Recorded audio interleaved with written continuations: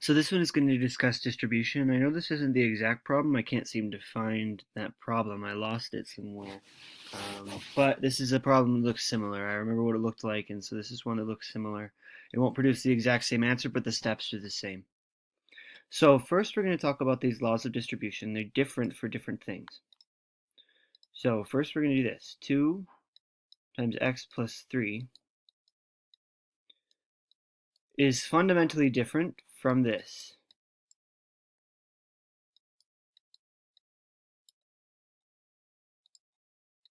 Sorry, that's not it. It's fundamentally different from this.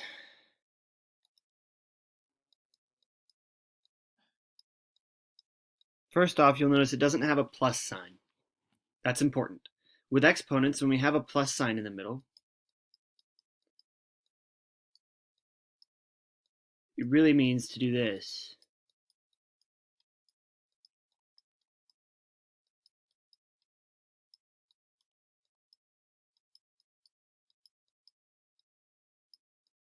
As it stands, we don't know how to do that yet, so we're not going to worry about that. So there is no plus sign in the middle when we're dealing with exponents for now.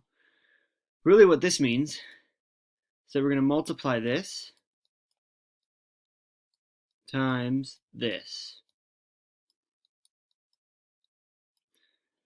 So this is different from this because this is distribution in a way that we're going to do this. This is the same as this. But this distributes like this. So I'll do this in a second. But this distribution method right here is 2x plus 6. And we call that a scalar. So it basically just ups the whole thing by 2 across the board. So multiplies each side by 2, so that becomes 2. Multiply that by that, so 2 times x plus 2 times 3. And so we get 2x plus 6. So that's a basic law of distribution using a scalar. This is distribution using an exponent.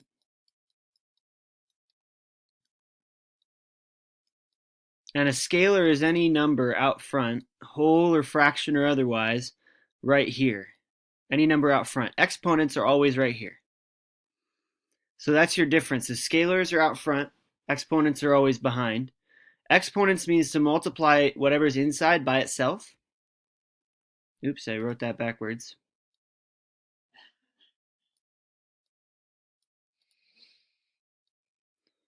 Just kind of rewrite that. Multiply the inside by itself. So I'll show you a couple different ways we can do this. This would be x times that and 3 times that because we're going to combine like terms at this point.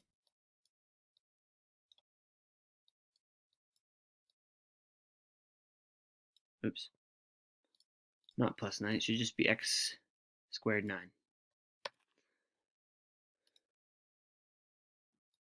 All right. Now, if we were to do it this way, so that's one way to go about doing it, but let's do it the way that you're familiar with.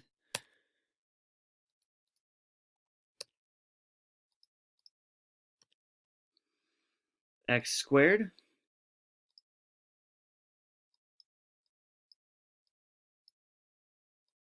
(3 squared). We just put the squared to both of those. Since there's no plus in between, it's a multiplication, we can do that.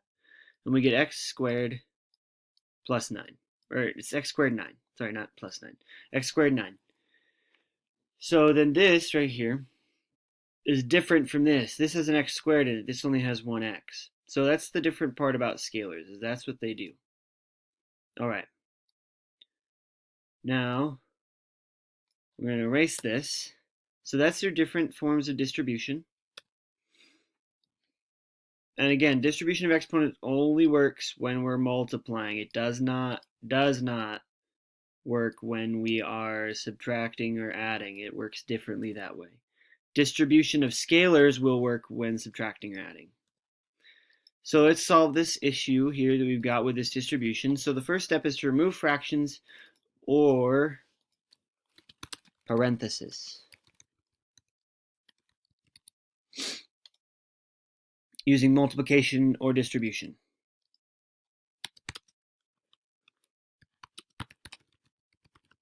Depending on what we need to do, Now that's what we're going to do. In this one, actually, I should have another step here, right here, called combine like terms. And I'll show what that looks like. All right, so first off, we're going to distribute our 2 here, like we did down. Now, if you remember, scalars just multiply in, so 2x plus 6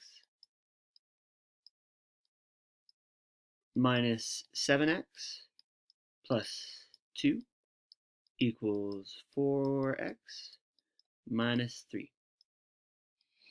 So now that we've done that, we need to combine our like terms. So we take this one side where we have multiple terms. Here I'm going to call this term 1, I'm going to call this term 1, I'm going to call this term 2, and this term 2. So we've got 2 term 2's, so we're going to add those together. We get 8. And then we get, looks like we added positive 2 to a 7, so we're going to get negative 5x plus 8 equals 4x minus 3. And now, so now we've done the combined like terms. Now we're going to isolate the variable term. So we're going to add 5x.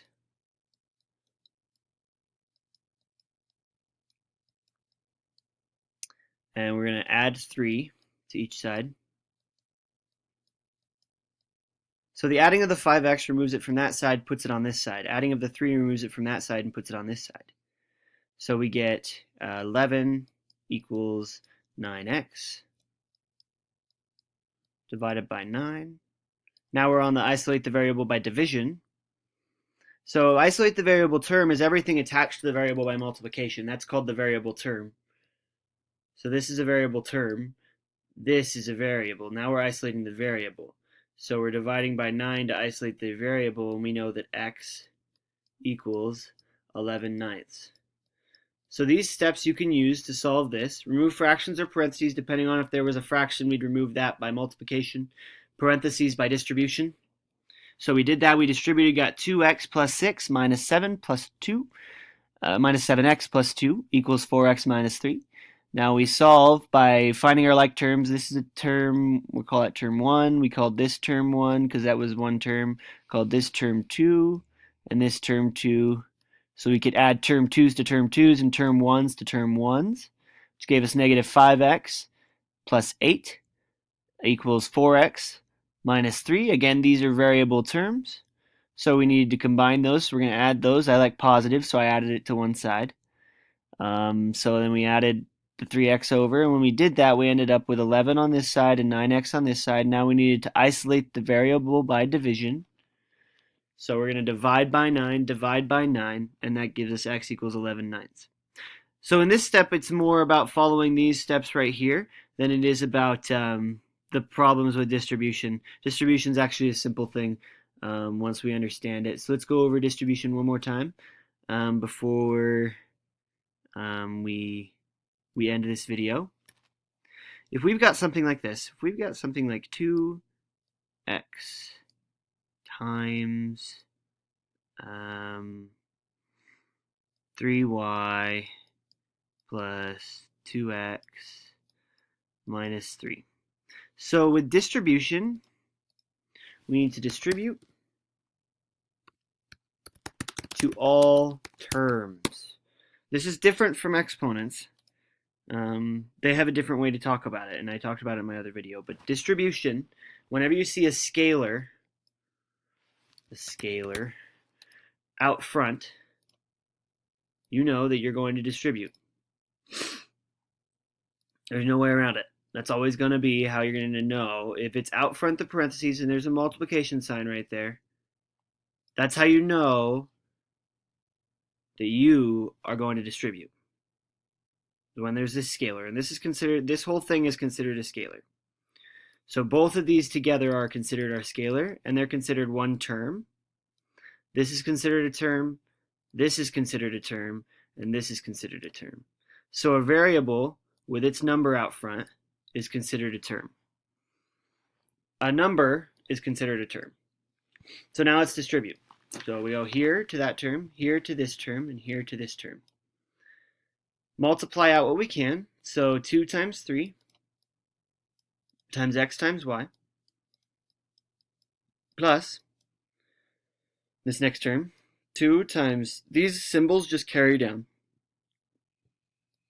2 times x times x. Now the minus symbol carries down. And then we get 2 times 3 times x. All right, now let's simplify. And it might be helpful to write it like this, that it equals that. Now we're going to simplify this and say this is 2 times 3, which is 6. X times y, those don't go together, so we'll just put xy. Plus 2 times 2, which is 4. X times x, which is x squared. Minus 6, 2 times 3, x. And that's our answer. That's our distributed form of this equation. The same rules apply. Whenever you see a scalar, always distribute the scalar to all the terms inside the parentheses. And that will help you out.